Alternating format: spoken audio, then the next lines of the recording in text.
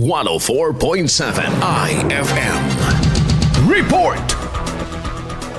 Magsisimula na ngayong taon ang konstruksyon ng Carlos P. Romulo Bridge o Wawa Bridge sa bayan ng Bayambang matapos ang pagguho ng bahagi ng tulay noong 2022. Ayon sa Department of Public Works and Highways, nakatakdang isagawa ang groundbreaking ng tulay upang masimulan ang konstruksyon sa buwan ng Marso matapos maipatayo ang temporary two-way bridge upang hindi magdulot ng aberya sa mga motorista. Matatandaan na gumuho ang bahagi ng tulay noong October 2022 dahil sa pagdaanan ng dalawang truck na lagpas sa maximum load capacity ng tulay, ngunit agad ding binuksan matapos ang temporary Bailey Bridge na inilagak ng DPWH. Iginatuwa naman ng mga residente at motorista ang nilalapit na konstruksyon, ngunit hiling ng ilan sa mga ito na isaayos ang buong tulay at wag lamang umano ang gumuhong bahagi. Nakatakdang magsagawa ng public consultation ang tanggapan ngayong Enero bago simulan ang pagpapatayo ng temporary two-way bridge sa nasabing lugar. Kasama mo mula dito sa IFM Dagupan, ito si Idol Jam Victorio, Tatak, IFM.